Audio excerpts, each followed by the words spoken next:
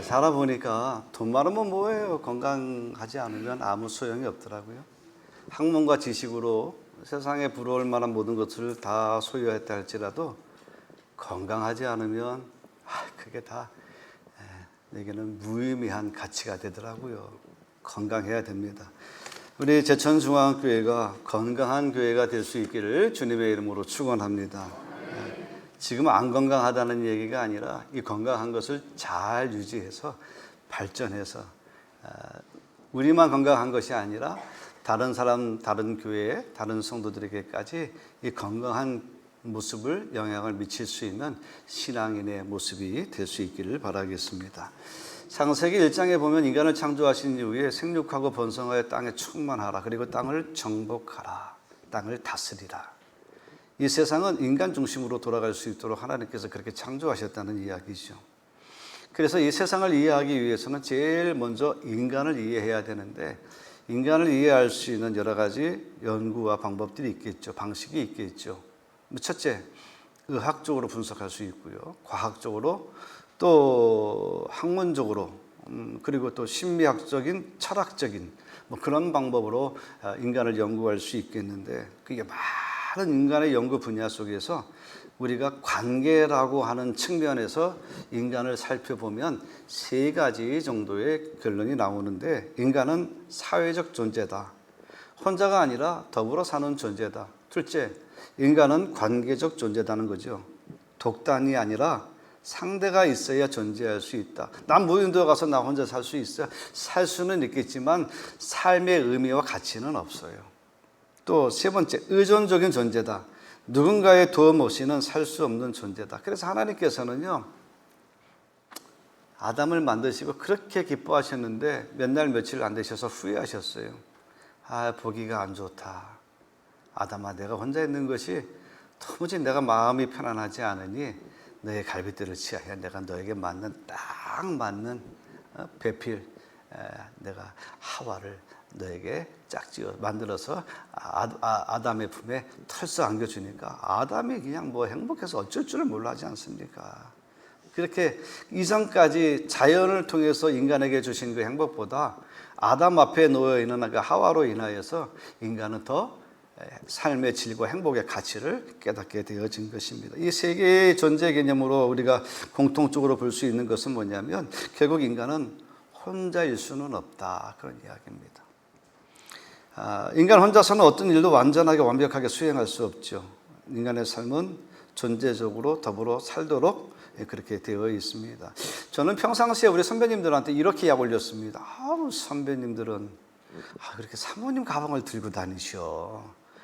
사모님 가방 들고 다녀야 되지. 왜 목사님이 그렇게 후배들 앞에서 그렇게 사모님 백을 들고 다니실까? 그랬는데 내가 이제 앞으로 사모님 가방 들고 다니겠어요? 자꾸 여자들은 약해지고 또 무거운 가방을 들고 다니는 여자들이 안타까워서 남편이 그거 들어줘야겠다는 생각이 조금씩 허물어지는 것이 철이 드는 건지 이게 뭐 하는 건지 모르겠습니다만 서로 이렇게 의존적인 존재, 서로 사랑해야만, 서로 도와줘야만 이것이 정상적인 관계라고 그렇게 이야기할 수 있을 것 같습니다. 왜냐하면 하나님이 그렇게 창조하셨잖아요. 신앙의 의미도 마찬가지인 거예요. 그리스도인이라고 하는 의미가 무엇일까요? 그리스도인은 어떤 사람입니까? 예수 그리스도를 나의 구세주로 믿고 그분이 흘리신 십자가의 보혈로 나의 죄를 씻고 그 예수를 믿음으로 인하여서 구원의 길에 구원을 받은 것이 아니라 구원의 반열에 들어선 것입니다. 그럼 구원의 완성은 언제죠? 마침내 우리가 죽을 때까지 우리의 삶의 숨이 끊어지는 그날까지 성결의 삶, 그리스도께서 원하시는 그리스도의 빛을 비추며 마지막 때까지 그리스도의 영향력을 쥐고 살 때의 심판은 하나님이 하신다. 그렇게 구원이 만만한 것은 아니다. 예를 들면 여러분, 예수를 받고 구세주의 보혈의 피로 은혜를 받고 나는 구원받았다라고 하는 확신이 있는데 나가서 도둑질하고 나가서 사람 자꾸 사기치고 속이고 하면 그 사람 구원받은 겁니까? 삶으로 그 구원을 증명하여 열매를 내지 않으면, 그 열매가 없으면 막상 천국에 가서는 그 구원에 내가 받았던 확신조차도 취소될 수 있다라고 하는 것입니다. 그래서 그리스도인은 뭐냐면 이렇게 얘기할 수 있습니다. 예수 그리스도에게 붙어서 사는 존재라고 하는 겁니다. 그렇게 사셔야 됩니다. 지난주에 붙여 사셨다가 한 주간 동안 떨어졌다 살다가 또 이번 주에 붙여 사는 것이 아니라 날마다 매일 매 시간 매분 매 초마다 나는 예수를 생각하고 내가 무엇을 결정할 때마다 예수의 도움 없이는 살아갈 수 없는 존재입니다 라고 인정을 해야 되는 것입니다. 요한복음 15장 5절에 보면 나는 포도나무여 너희는 가지라 그랬어요. 그가 내 안에 내가 그 안에 있으면 열매를 맺지만 너희가 나를 떠나서는 너희가 나와 분리가 되어서는 아무것도 할 수 없다. 할 수가 없는 것이 아니라 열매를 맺지도 못할 뿐만 아니라 나무에서 분리된 가지는 결국은 말라서 그것을 꺾어서 여러분 어떻게 합니까? 화로에 내서 재가 되고 말지 않습니까?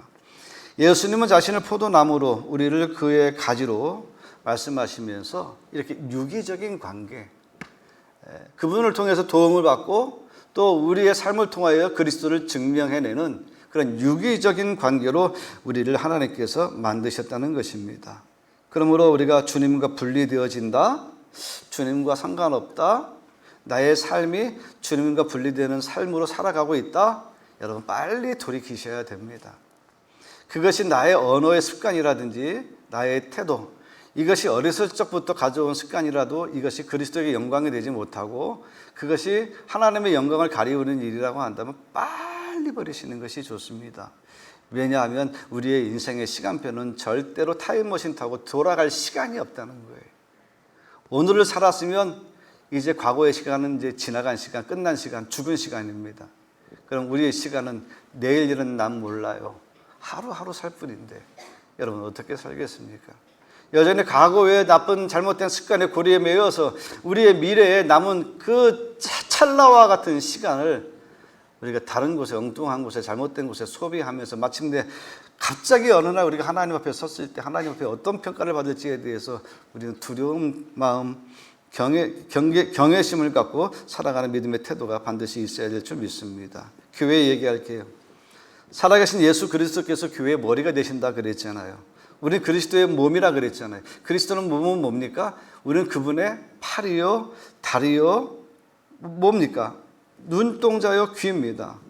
그리스도의 머리에 어울려 사는 기능적인 역할을 감당해야 할 역할과 사명이 우리에게 있다는 이야기입니다. 머리 대신 주님께서 우리에게 통제하는 그런 시스템적인 명령을 내리면 손은 그 머리의 지배를 받아서 바른 발대로 입은 입대로 움직여 주어야 살아있는 유기적인 몸이라고 할 수 있지 않겠습니까? 머리는 계속 앞으로 가라고 하는데 걸음이 자꾸 뒤로 가면 어떻겠습니까? 손을 들어서 올리라고 그러는데 머리는 그렇게 지시하고 명령하는데 이 손이 자꾸 땅바닥을 향하여서 내리치고만 있다고 한다면 자기 손만 아프지 않겠습니까? 그러니까 유기적인 관계도 아니고 그 유기적인 관계 속에서 지시하고 명령하는 그 기능적인 시스템이 에러가 난 거예요. 고장이 난 거예요. 그러면 건강하지 않은 몸이죠. 하나님은 우리의 삶을 통해서 요구하시는데 우리 자꾸 다른 길로 가면 그냥 기능적으로 문제가 생긴 거예요. 기계가 에러가 난 거죠.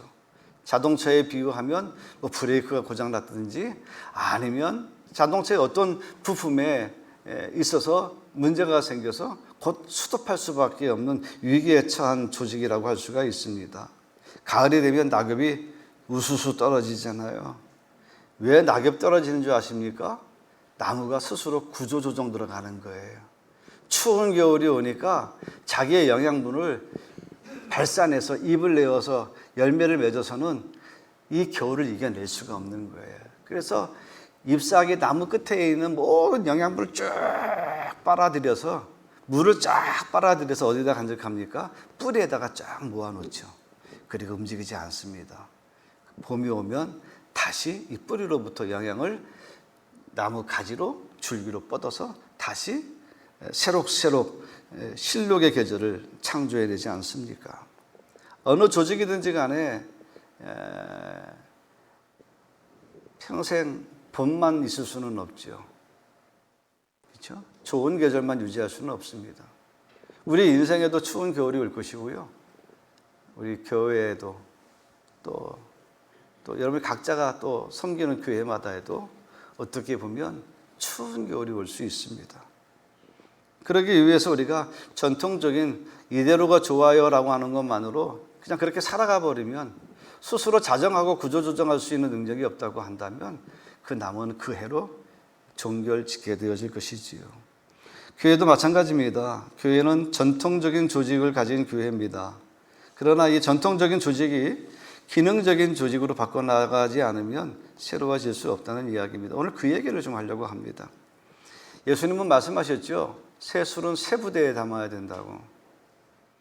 예수님의 말씀은 낡은 가죽 부대는 낡은 전통을 뜻하는 것이고요.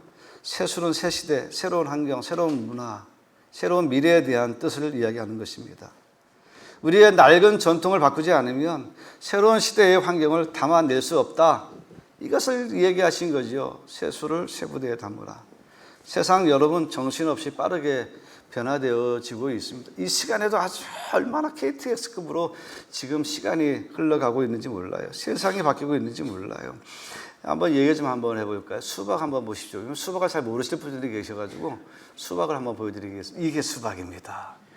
이게 수박이에요. 녹색에 검은 줄이 띄어져 있는 거, 그리고 그 안에는 빨간색에 군데군데 검은 씨앗이 있는 거. 근데 여러분, 이 둥근 수박을 먹다가 보니까 쪼개려면 어떻게 돼요? 이 수박이 자꾸 뒹굴러요. 이게 둥그러니까. 그래서 수박이 변신을 했습니다. 네모난 수박입니다. 네모난 수박. 여러분, 저 수박 얼마나 좋아요, 여러분. 쪼개기가 좋은 거예요, 기능적으로. 쪼개기가. 사람 먹기 편하라고 네모난 수박을 만들었죠. 제가 생성의 수백의 그 농촌 생활할 때 우리 성도님 한 분이 오이 재배를 했어요. 오이 재배. 오이 재배를 하는데 오이가 그냥 둥그러니 길쭉해야 되잖아요. 근데 그거를 까게 넣어서 맞춤형으로 네모난 오이를 만들어요. 그래서 아니 집사님 왜 오이가 둥그러야 되지? 오이가 네모라면 어떻게? 목사님 모르는 소리 하지 마십시오. 이게 얼마나 잘 팔리는 줄 아십니까? 오이가 도마에 올라갔을 때 이게 도마질을 하려면은 칼질을 하려면 이게 자꾸 뒹굴러가지고 힘들어가지고 딱 네모라면은 딱 자꾸 쪼개기만 하면 된다는 거예요. 사람의 편리에 맞춰서 오이도 모양이 바뀌는데 이걸 사람들이 아주 선호한다는 거예요. 근데 여러분, 수박이 녹색에 검은 줄만 있는 수박이 있습니까? 아니에요, 여러분. 수박 좀 보세요, 한번. 저거 호박 아닙니다. 저거 수박입니다, 수박. 수박. 어떻습니까, 여러분? 예? 노란 수박이에요. 안에도 노래요. 맛은 수박 맛이에요. 뭐 겉이 노랗다고 해서 겉이 뭐 네모랗다고 해서 아니야, 수박 아니야. 수박은 파란 녹색 줄에 검은 줄이 있어야 되고 안은 빨개야 돼. 그것이 수박이지. 저 노란색은 수박이 아니야. 이렇게 말할 수 있습니까? 수박이 아니라고 저렇게 맛있는 거 먹지 않는다고 한다면 그거 우리 손이 아니겠습니까? 이렇게 생각하시면 되겠죠. 아, 수박도 이렇게 변할 수 있구나. 수박을 원하는 사람들의 취향에 따라서 이렇게 수박도 새로운 옷으로 새로운 모양으로 갈아입는구나. 이렇게 이해하시면서 맛있게 먹으면 다 그게 우리에게 살이 되고 몸이 되는 거 아니겠습니까? 시장 경제에서 살아남기 위해서 수박도 옷을 새로 갈아입는데 모양도 갈아입는데 교회는 왜 이렇게 새 옷을 갈아입는 게 힘들어요? 응? 내가 오히려 이 교회를 창립했으면 막 갈아입힐 것 같은데 나도 불려온 사람이라 나도 데려온 사람이라 나가 힘이 없어요. 어떤 사람은 아유 목사님이 그런 말 아니 힘이 없다니까요. 내가 힘이 없어요. 새 옷을 갈아입는 것이 왜냐하면 이제까지 우리가 입어왔던 옷에 대해서 적응되어져 있는데 그것은 나의 취향의 문제가 있어요. 색깔의 문제, 그 다음에 옷에 대한 이 면의 천에 대한 조직의 문제, 뭐 여러 사람들마다 다르지 않겠습니까? 근데 이것도 한번 입어보세요 라고 그랬을 때 난 이것도 편한데 내가 굳이 왜 당신의 취향에 맞춰서 이것을 입어야 돼? 하고 거부할 수 있는 그런 요소가 사실은 새롭게 신생하는 교회보다는 오랜 관행적으로 이어져 온 교회들이 이런 변화에 대해서 상당한 이 두려움, 이 변화에 대한 거부심을 갖고 있는 것이 사실입니다. 교회도 뭐 수박에 비유할 건 아니지만 여러분 옷을 갈아입는다고 해서 교회가 없어지는 거 아니잖아요. 예수를 부인하는 게 아니잖아요. 더 잘 믿고 시대적인 언어와 시대적인 모양을 갖추어서 더 시대적인 예배의 형태로 이 젊은이들과 다음 세대들을 어떻게 해서든지 교회 안에 끌어들여서 그를 함께 예배하는 온세대 예배, 통합 예배를 통해서 예배를 이루어가기를 원하는 우리의 꿈이 있는 거 아니겠습니까? 본질적인 것은 자꾸 보수하고 비본질적인 것은 과감하게 바꾸어 나가야 되죠. 이스라엘이 출애굽하여서 광야에 나왔는데 그 장인이 그러니까 자기 딸하고 손주들을 데리고 모세를 찾아왔어요. 찾아왔는데 며칠이라도 이 장인이 사위 모세를 만날 수가 없어요. 좀 이게 그동안 좀 떨어져 있었으니까 고생하네, 뭐 고생하는 거 좀 격려도 하고 싶고, 또 떨어져 있는 아내 십보라도 그다음에 두 아들도 데려왔으니까 좀 한상에 둘러서 좀 뭐 식사도 하고 좀 담소를 나누고 해야 되는데 모세가 너무 바빠요.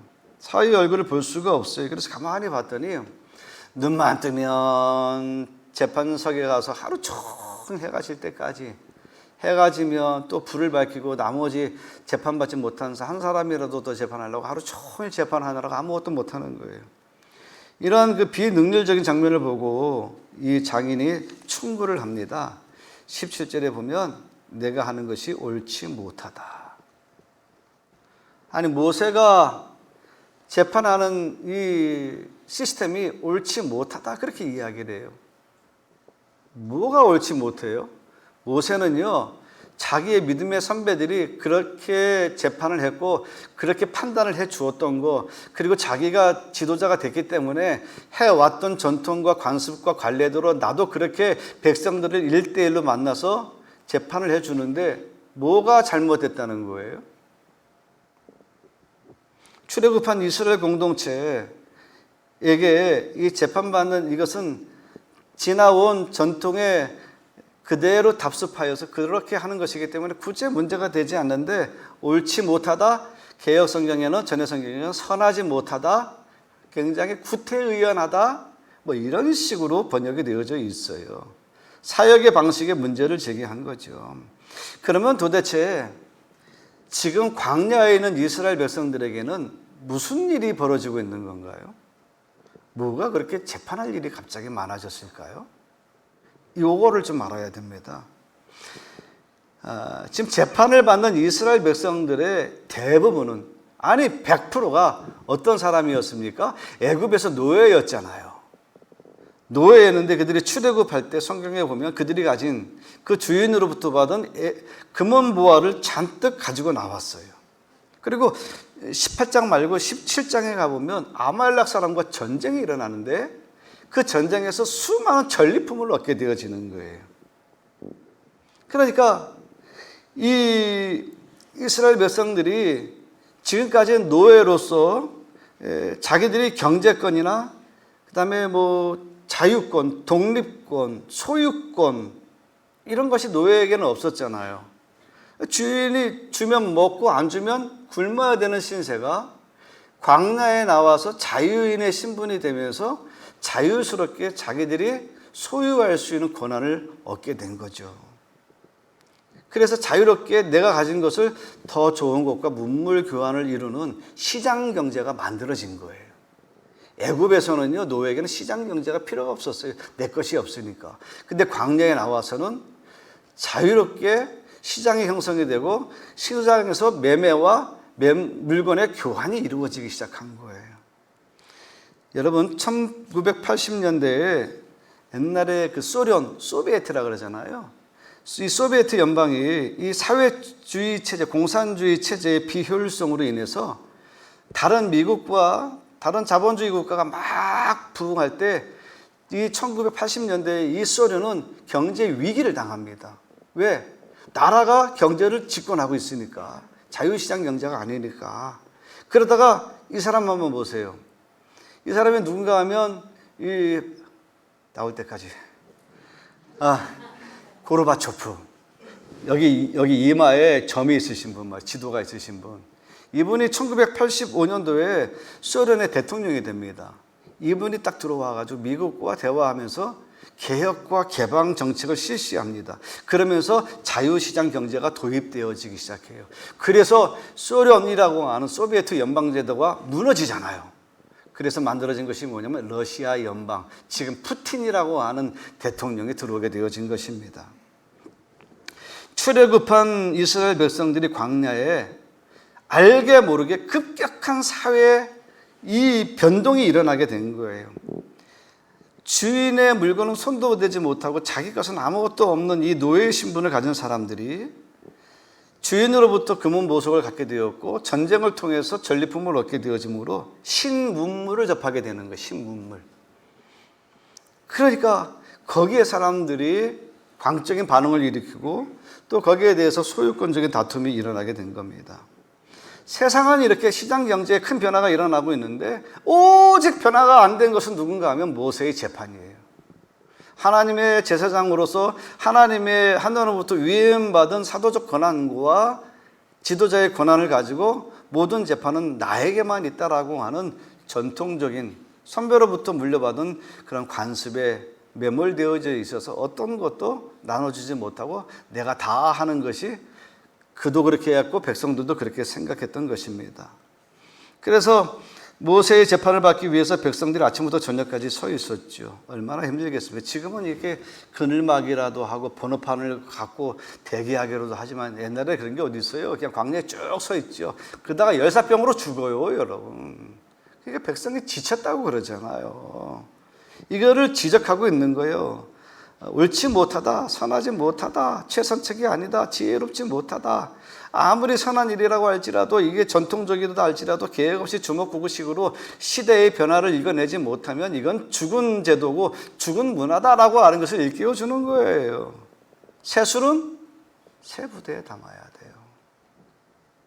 과거의 전통적인 틀이 나쁜 것은 아니지만 거기에 매몰되어져 있으면 새로운 것을 받아들이기에 굉장히 부담스러울 수밖에 없다는 겁니다. 지금 코로나, 지금 엔데믹 3년 동안 코로나 때문에 얼마나 힘들었습니까? 근데 코로나 3년이 근대사 100년의 역사를 뒤집을 정도로 더 많은 변화를 이루어냈다는 거 아닙니까? 가치관의 변화도 심하죠.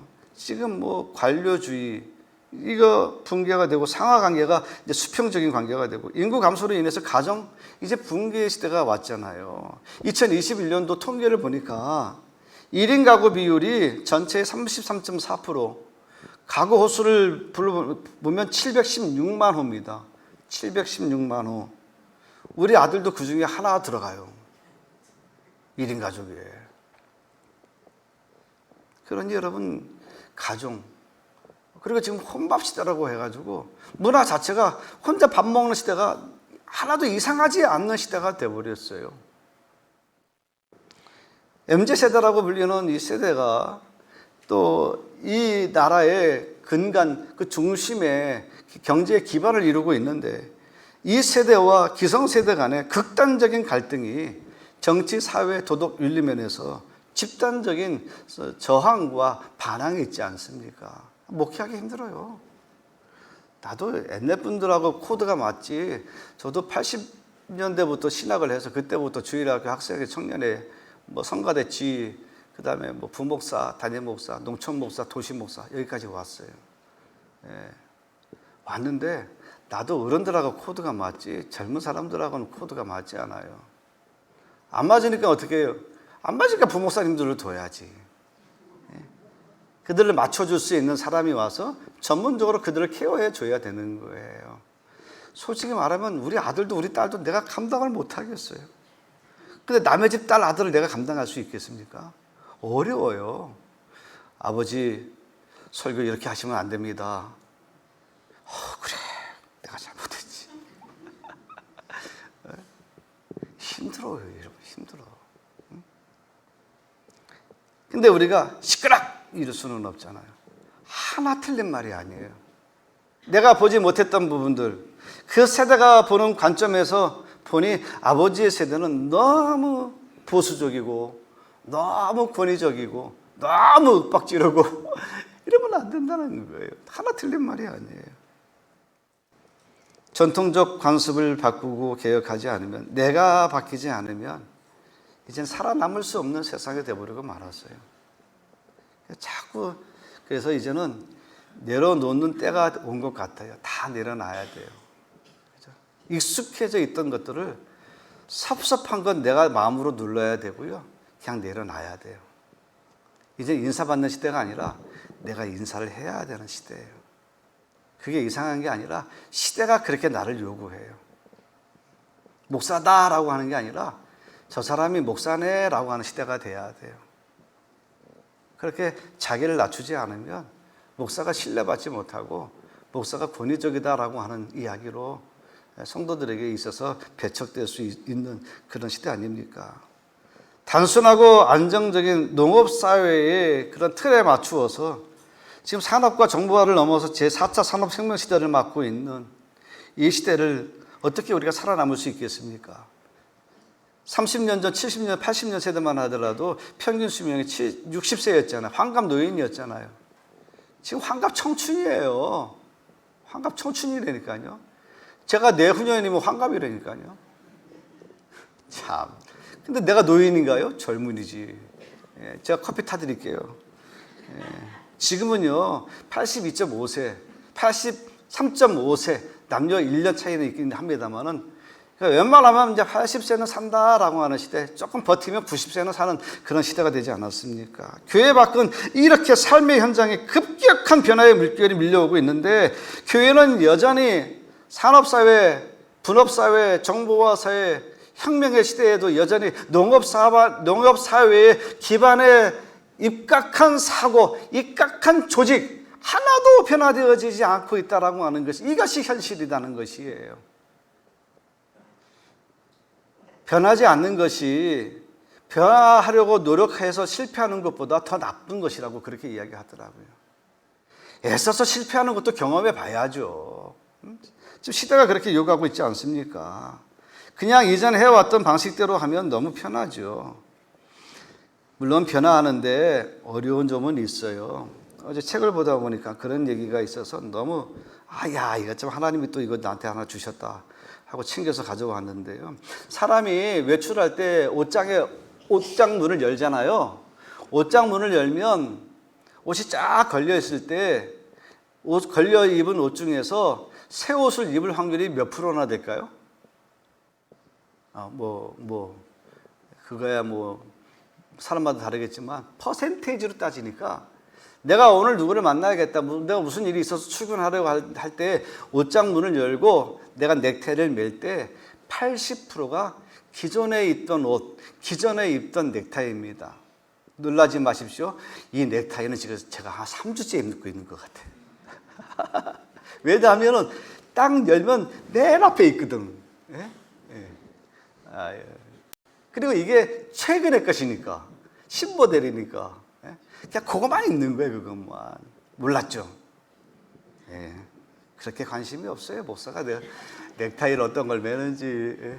근데 그런데 관심 갖지 마십시오. 네. 자, 이 장인 이드로가 모세에게 권면합니다. 그렇지 말고 사람을 세워서 권한을 위임해. 능력 있는 사람, 21절에 하나님을 두려워하는 사람, 불의한 이익을 미워하는 사람, 1000부장, 100부장, 50부장, 10부장을 세워. 그래서 개인 간의 문제가 생기면 10부장에게 가고, 10부장이 해결할 수 없으면 50부장, 50부장이 안 되면 100부장, 100부장이 안 되면 1000부장에게 가서 문제를 해결할 수 있도록 해. 1000부장이 안 되면 네가 하면 되잖아. 새로운 시스템을 얘기하는 거예요. 모세는 어제까지만 하더라도 200만 명을 대상으로 해서 재판장 노릇을 했어요. 이제는 걸러서 2,000명만 대상으로 해서 재판을 벌려도 이제는 백성들의 모든 문제를 해결해 줄 수 있게 되어졌다는 이야기예요. 그러면 이 장인이 그렇게 이야기를 하는 거예요. 만약에 자네가 내가 말하는 이 제도 시스템을 바꾸게 되면 두 가지가 좋아질 것이에요. 23절입니다. 23절의 말씀을 제가 새 번역 성경을 가져왔는데, 하나님이 명하신 대로 자네가 이와 같이 하면 자네도 일을 쉽게 처리할 수 있을 것이고 백성도 모두 흐뭇하게 자기 집으로 돌아갈 걸세. 일이 수월해지고 백성들이 웃고 돌아가게 되어질 것이다. 그러니까 일의 분배와 위임을 통해서 사역이 원활해지고 그 사역 속에 들어가 있는 성도들이 마음이 평안해질 것이다. 그런 이야기죠. 물론 새로운 제도가 완벽하지는 않았을 것입니다. 왜? 백성들이 그럴 거예요. 아니, 저 사람이 뭔데 10부장이야? 저 사람이 뭔데 100부장이야? 내가 왜 그 사람한테 가서 물어봐야 돼? 이러한 그 저항이 있을 수는 있어요. 그러나 한 번 재판하고 두 번 재판할 때 왜 지도자가, 왜 모세가 왜 그 사람을 세웠는지 시간이 가면 알고 또 재판을 통해서 그것이 검증되어지면 그래서 이렇게 저 사람이 백부장 까면 역시 까면 까미 되네, 이런 얘기. 그것이 뭐예요? 처음에는 헐겁지만 입으면 입을수록 그것이 내 몸에 딱 맞게 되는 거 아니겠습니까? 사랑하는 성도 여러분, 혼자서 10걸음 가는 것보다 10명이서 한 걸음 가는 것, 저는 하나님이 그런 것들을 원하신다고 봐요. 내가 잘나서 막 혼자 가는 것보다 그래요, 천천히 가도 괜찮아요, 늦더라도 괜찮아요, 우리 함께 가는 걸 원하는 거죠. 교회가 함께라고 하는 말이 상실되어지면 저는 교회로서의 존재가 이미 무너지고 있다, 금이 가고 있다, 깨진 항아리다, 그렇게 생각하는 거죠. 미래는 그냥 주어지는 것이 아니에요. 우리 교회가 좋아질 것 같다? 아니, 뭐가 좋아져요? 가만히 앉아있으면 좋아집니까? 아니잖아요, 여러분.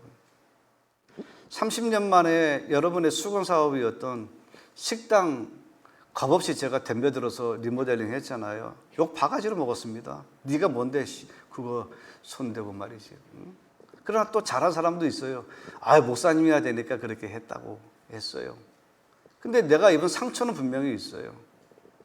근데 해놓고 보니까 30년 동안 한밭집 같았던 그 식당을 저렇게 리모델링해서 성도들이 편지를 제공하고 모여서 식당에서 교제를 할 때 와서 우리 같이 식사 함께 하고 가라고 청할 수 있는 만한 그런 공간을 만들어 놓으니까 교회가 업그레이드가 되잖아요.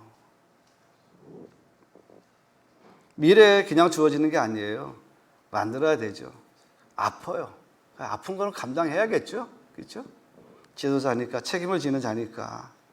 당장 내일은 바꾸지 못한다 할지라도 3년, 5년 뒤에 지금의 모습을 보면 아, 바뀌었다라고 하는 이야기는 들어야 되잖아요. 바뀌었다는 이야기. 목사가 사역을 마치고 여기를 떠나는 그 순간에 성도들은 설교를 잘했다, 못했다로 평가할 것 같습니까? 성도들은 그런 거 신경 안 써요. 설교 잘하고 뭐 못하고, 목사가 키가 크고 잘생기고 안 생기고 뭐 그게 중요한 게 아니에요. 성도들은 목사가 전입 와서 은퇴할 때 성도들은 뭘 평가하는가 하면 목사님이 올 때와 목사님이 갈 때 교회가 뭐가 바뀌었는지를 평가하는 거예요. 그럴 때 하나님 앞에, 성도들 앞에 부끄럽지 않은 목사가 되어야 되잖아요. 가만히 그냥 10년 동안 그냥 설교만 할까요? 일 벌리지 말고요. 일 벌리는 것도 쉽지는 않지만 내가 하는 게 아니라 우리 당회와 함께, 장로님들과 함께 삼고초려해가면서 우리가 진행을 하긴 하겠습니다만은 어떻습니까? 변화에 순응하는 것도 은혜이지만 변화에 도전하지 않는 것은 우리에게 하나님께서 주신 기회를 저버리는 거예요. 도전과 변화를 두려워하고 그저 아니라고 편안하게 한 달란트를 받은 것을 땅속에 묻어두었다가 주인이 오니까 그거 꺼내서 주인님 이거 이만큼 한 달란트 주셨죠? 하고 저 손해본 거 없어요? 하고 그대로 내놓았더니 그 주인이 뭐라고 말합니까? 너 아무것도 한 것이 없네. 야, 너 악하다. 그리고 너 너무 게으르다. 그렇게 이야기해요. 변화에 대한 노력, 변화에 대한 시도조차 안 한 이 한 달란트 받은 사람에 대해서 야, 너 너무 게을러. 너 그리고 너무 악해. 그걸 악하다고 이야기를 하더라고요. 5달란트, 2달란트 받은 사람들이 열심히 이거 잃어버릴 수도 있지만 주인이 나를 믿고 맡겼으니 내가 열심히 해서 5달란트, 2달란트를 남겨야겠다고 해서 성공을 했어요. 착하고 충성된 종이라 그랬어요. 여기에 나오지 않은 뒷이야기가 있어요. 5달란트, 2달란트 받은 사람이 열심히 했는데 손해봤어요. 그러면 그 주인이 와가지고 야, 너 왜 손해봤어? 이렇게 해가지고 너를 때려서 오게 가져겠어요? 그래. 그럼 다음에 잘할 수 있겠네. 우리 주인은 기회를 주시는 분이시지, 한 번을 통해서 하나님이 판단하시는 하나님이 아니시다, 그런 이야기예요. 사랑하는 성도 여러분, 70여 년의 교회 역사가 자랑일 수는 있지만 70여 년의 역사가 혹시 전통이라고 하는 간수 아래 우리의 발목은 잡고 있지는 않은지, 뭔가 의사결정을 해서 진행하는 일에 있어서 너무 과정이 복잡하여서 판단하는 일에 너무 어려운 일은 없는 것인지, 이에 대한 문제를 우리가 깊이 생각해 봐야 되리라고 생각이 됩니다. 건강한 교회, 변화에 도전하지 않는 것이 변화에 도전해서 실패하는 것보다 더 나쁘다. 그러니 한번 해봅시다. 주여, 아멘 안 하시네. 이 설교 끝났는데, 사랑하는 성도 여러분, 우리 같이 한번 도전해 봅시다. 할 수 있습니다. 잘 해왔잖아요, 여러분. 응? 코로나 상황에서도 우리 교회만큼 안정적이고 우리 교회만큼 사람도 늘고 재정적으로도 여러분 25% 증가한 교회가 어디 있어요? 기적이라니까요. 잘 될 일만 있습니다. 변화가 두려운 것이 아니라 안 하는 것이 지금은 이제 두려운 심정이니까 변화에 도전하는 우리 제천중앙교회 우리 성도 여러분 되시기를 주님의 이름으로 축원합니다.